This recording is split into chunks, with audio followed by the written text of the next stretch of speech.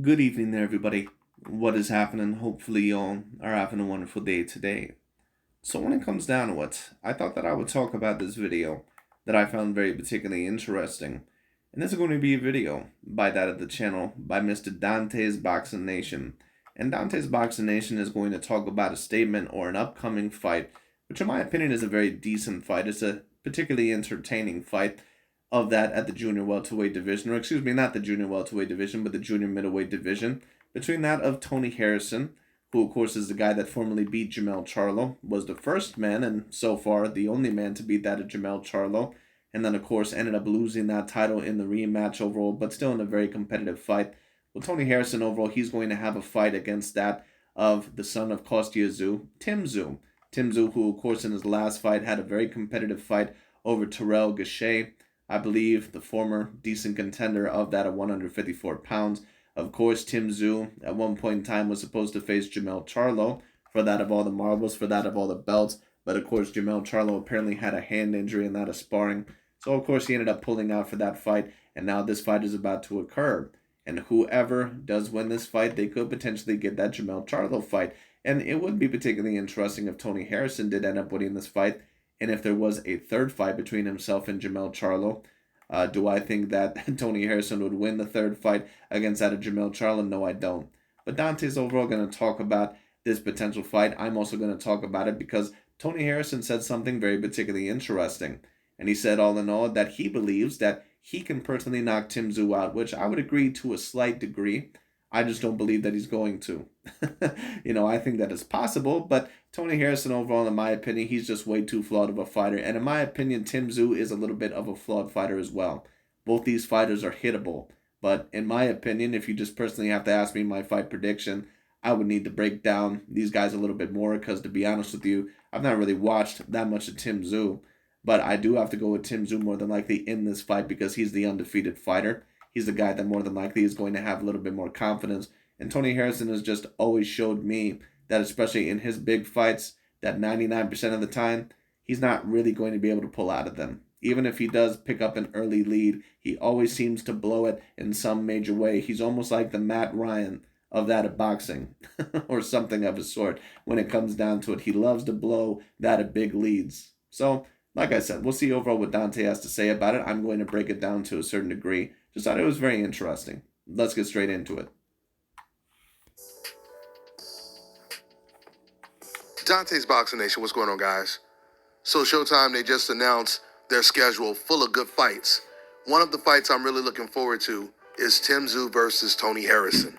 Two fighters in the top 5 at the junior middleweight division going up against each other. Tony Harrison, he has one of the brightest personalities in the sport of boxing, and he did an interview with an Australian reporter and explained why Tim Tszyu could be knocked out in a very animated fashion. You think that you stopped him? I think I can. I think there's no way I could. There's no way Tim shows me. Tim get hit too much for me to say I can't stop. You know what I mean? Like his defense is not that tight for me to say I can't stop. If I can hit you, I can stop. If I can hit it, I can. If I can hit it, I can beat it. My whole thing. If I can hit it, if I can shoot something, I can kill it. It's like any hunter. If I can shoot it, I can kill it.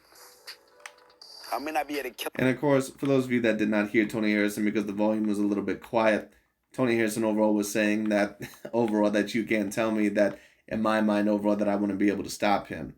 And I get it to a certain degree, but at the end of the day, Tony Harrison sure is talking a lot of shit for a guy that has been knocked out 3 or 4 times in his career and really never should have won the belt in the first place. Now, when I say never should have won the belt in the first place, when it came down to it, that's not me stating on the note that, in my opinion, that he did not deserve to win the first fight over Charlo, because in my opinion, he did. But overall, more than likely, I thought that Jamel Charlo, overall, that he probably could have been a little bit better. But you know what? Let me not say that, because maybe not. Because even in the rematch, I had Tony Harrison, I believe, slightly ahead, of course, until the knockout ended up happening. It still was a very competitive fight. Because Jamel Charlo, in my opinion, in terms of skill-wise, he is somewhat of a flawed fighter. But when it comes down to it, all in all, once again, like I said, we'll see what Tony Harrison is able to do in the fight. And I agree to a certain degree that Tim Tszyu, that he's not necessarily someone that I would say is a Floyd Mayweather Jr. in terms of defense or a Pernell Sweepy Whitaker. But at the end, at the end of the day, Tony Harrison has never really been known for his defensive prowess either. So once again, he's sure talking a lot of shit, or overall, it's talking some smack for a fighter over that is pretty much known for being knocked out in every single big fight in his career. A mongoose because it's so small and it moves very agile. But Tim is an elephant. He's a big target. If I can shoot it, I can kill it. You know what I'm saying? And maybe his skin is deep enough to say, I can't kill it. But I just watched Terrell knock it down. So I know I can kill it. If it can be knocked down, I can kill it. You know what I mean? So for me, I'm just like, I can do it any way possible. You know what I mean? It's all up to Tim's attitude and Tim's demeanor when he get punched the first time, or the 20. Well, you know what, Tony? We really need to talk about your demeanor when you end up getting punched, because every time that you get punched, you pretty much almost get flattened in the ring. This is the same dude overall. Once again, he's sure talking a lot of shit overall, and I'm not saying that he's being rude necessarily, but for a guy once again that has pretty much been known for getting knocked out in his career in every big fight that he's ever been in, and blown as big of leads as he's been in, maybe you should shut your mouth. 1,000 times, and whatever round that is, to show me that he ain't cracking. That was a great breakdown by Tony Harrison. He said, if I can shoot it, I can kill it. And Tony Harrison, of course, said, he's going to have to show me 3 to 4 rounds that, he's not going to crack and that he's not going to break down. Tony, I think the bigger question is, are you going to crack and are you going to break down? Because one thing I'll say about Tim Tszyu is this. Even though he had a tough fight in the Terrell Gausha fight when he got knocked down, he got back up. And I'm not going to say that Tony Harrison doesn't have heart, but in my opinion, he does have some mental anxiety issues. And you can tell that overall, in that fight, in the Jermell Charlo fight, and certain other big fights, overall, he ends up having certain anxiety issues. And that's what causes him overall to blow the fight a little bit later on, because he ends up becoming a worse version of himself a little bit later on. Not only that, but he has certain deficiencies in his boxing style. His head does not move enough. A lot of the times it is right down the middle. Not saying he has the worst head movement that I've ever seen, but it's not elite. And on top of that, his defense is very leaky. To be honest with you, it's quite terrible in a lot of sense of the fashion. That's why he's been knocked out overall 3 or 4 times in his career. And he has the chin overall of a Hershey's bar. Tim Tszyu is a really big target. He's easy to hit. As Harrison mentioned, Tim Tszyu, he was knocked down by Terrell Gausha, and he was getting hit with a lot of punches in that fight. And Gausha is nowhere near on Tony Harrison's level. But speaking of getting... Well, you know what? We're going to truly see about that. Because Tony Harrison, what level is he truly on? And this is why I've been saying about the 154-pound division. I just don't think that the 154-pound division is super duper competitive. I never thought that it was. I think that it's pretty much Jermell Charlo and Brian Castano and everyone else. I don't think that Tim Tszyu, I don't think that Tony Harrison, I don't think that Erickson Lubin, I don't think that any of those other guys are truly A-class fighters. I don't think that any of them are. Tony Harrison, in my opinion, he's about a B-, maybe to a C+ fighter. I'd give him maybe the class a B, when it comes down to it. I've had certain debates about this in the past, and people have been able to convince me overall that more than likely he probably deserves a grade of a B. I'll give him credit. He beat Jermell Charlo in that first fight, but I don't think that Jermell Charlo really is an A+ fighter either. I think he's an A- fighter, in my opinion, but when it comes down to it, Tony Harrison, in my opinion, he's just not on a super high level. He's a nice little fighter. He's a guy that, is good, but he's not a great fighter. There's a reason why he's only won 1 title in his career, and he was pretty lucky to get that. Knocked down. Once again, not saying that he didn't deserve the decision overall when it came down to it, but in my opinion, overall, Jermell Charlo could have been better in that fight. But, once again, Jermell Charlo overall, he didn't really show up so much better in that of the rematch. We know Tony Harrison, he's a really, really good boxer, but he's been known to slow down in the late... Well, he's a good boxer to a degree, but he has a lot of faults. Once again, not good head movement, very poor and leaky defense, and he has the chin, once again, made out of wet tissue paper. So, once again, how good is he really? Rounds. Now, if this were Canelo Alvarez, we already know what DontaesBoxingNation would be saying. Oh, he's a black fighter, but he already has a multitude of losses. Isn't that interesting, depending on the fighter, when it comes to a Jermell Charlo, that Tony Harrison, who was a guy that got knocked out 2 times prior, overall before he fought Jermell Charlo. That guy apparently is a very good boxer. That guy is an elite fighter. But when it comes to Canelo fighting Danny Jacobs, who's probably about a level or two above Tony Harrison in reality, apparently that win really doesn't count because Danny Jacobs had already been knocked out before, even though that knockout loss was about 7 years earlier when Danny Jacobs was still very inexperienced overall when it came down to it and not the same fighter that he is today. Get knocked out. But the last two guys that knocked him out were really, really good fighters. Jarrett Hurd. Yes, but let's also bring up his first loss against a guy, all in all, that never even close to won a belt. Was on the top of his game, undefeated at the time. And Jermell Charlo, of course, who is the undisputed champion. Yes, Jarrett Hurd, pretty much the black version of Antonio Margarito, but a less version when it comes down to it. A guy, all in all, that was able to win certain fights because of his weight and because of his size, but a very one-dimensional fighter. And once he got in the ring with someone, all in all, that was able to compete with his size and compete with his power and his style, he got beat immediately in that overall of Julian J. Rock Williams, and he's never been the same since. Because Jarrett Hurd was never that good of a fighter. Now, to Tony Harrison's credit, I remember that fight. It was a very decent fight. Tony Harrison was completely outboxing Jarrett Hurd, but in Tony Harrison fashion, in Tony Ryan fashion, like Matt Ryan, overall when it comes down to it, he blew a mega lead Today. But even though Tony Harrison has been knocked out multiple times before, I still believe he has the edge in this fight. I believe he's a much better boxer than Tszyu. And I did. Well, if you think that Tony Harrison is the much better boxer than Tszyu, what does that say about Tszyu, and what does that say about the 154-pound weight division? This is why I've been saying a lot of these guys, they love to bitch and moan about how Jermell Charlo, oh, how don't you have him on the top 10 pound-for-pound list? That division, in my opinion, is very, very weak. And a lot of people, they've went to me and they said, well, that's not Jermell Charlo's fault. Why are you condemning him for that? I'm not really condemning Jermell Charlo. But at the end of the day, if we're going to criticize certain other fighters for overall winning in a weak division, you have to treat everyone with the same standards.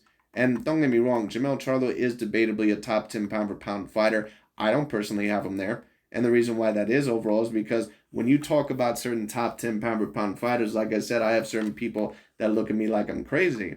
And they'll say, why don't you have Jermell Charlo there? Once again, let's go through the top 10 pound-for-pound list.